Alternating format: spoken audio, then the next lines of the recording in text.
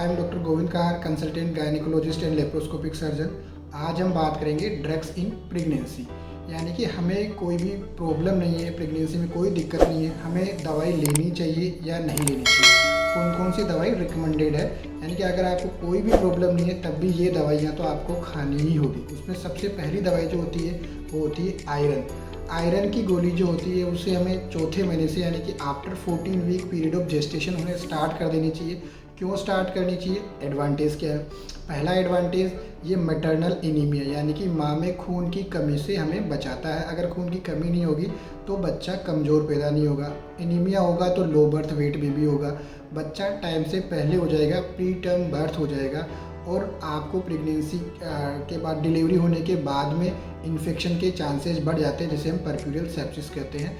इन सारी प्रॉब्लम से बचने के लिए आपको आयरन की गोली खाना अनिवार्य है। आयरन की गोली डिलीवरी होने के बाद में भी दी जाती है, उसको बाद में भी आपको लेनी होती है। दूसरी टेबलेट जो आती है उसे हम फोलिक एसिड की टेबलेट बोलते हैं। फोलिक एसिड की टेबलेट को स्टार्ट करना first day of pregnancy. Even इसको हमें प्रेगनेंसी होने से पहले ही 3 महीने पहले ही स्टार्ट कर देनी चाहिए, क्योंकि इसके एडवांटेज क्या क्या है। ये जो फोलिक एसिड होता है ये भी मैटरनल एनीमिया को प्रिवेंट करता है और दूसरा बहुत बड़ा रोल प्ले करता है prevention of neural tube defect. Neural tube defect का मतलब होता है, जैसे बहुत सारे लोग सुनते हैं कि हमारा बच्चा बिना सिर के पैदा हो गया, जिसे हम एनेनकेफेली बोलते हैं, मेनिंगोसील, माइलोसील, ये सारे के सारे जो न्यूरल ट्यूब डिफेक्ट होते हैं इनसे फोलिक एसिड हमें प्रिवेंशन देता है।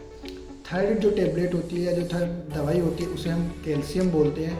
कैल्शियम को हमें सेकेंड ट्राइमेस्टर से स्टार्ट कर देना चाहिए। इसके एडवांटेज क्या है?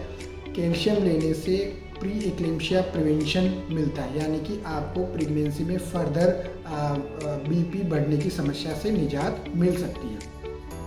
इसके अलावा हम वाइटामिन्स की बात करें तो वाइटामिन्स में केवल एक ही वाइटामिन्स होता है, विटामिन D3, जो WHO रिकमेंडेड है। इसे हम प्रेगनेंसी में देना चाहिए। ये PIH प्रिवेंशन यानी कि BP बढ़ने से रोकता है, प्लस लो बर्थ वेट यानी कि बच्चे को कमज़ोर पैदा होने से हमें हेल्प करता है। बाकी अदर कोई वाइटामिन्स लाइक कि vitamin B, vitamin C, vitamin E या जिंक जो होती है इनकी कोई रिकमेंडेशंस नहीं है अनटिल अनलेस आप न्यूट्रिशनली डेफिशिएंट हो, आपके अंदर शरीर में बहुत ज़्यादा न्यूट्रिशंस की कमी हो तो आप दे सकते हैं, बट ऐसे रिकमेंडेशंस कुछ भी नहीं है। इसके अलावा एक विटामिन ए और होता है। अगर there is a history of night blindness, generally अपनी पॉपुलेशन में नहीं मिलती है, लेकिन ऐसे एरिया है जहाँ पे विटामिन ए यानी कि नाइट ब्लाइंडनेस की हिस्ट्री है, तो हम विटामिन ए प्रोफाइलेक्टिकली उनको यूज़ करने को बोलते हैं। बाकी मल्टीविटामिन्स की टेबलेट की ज़रूरत नहीं होती। Thank you so much.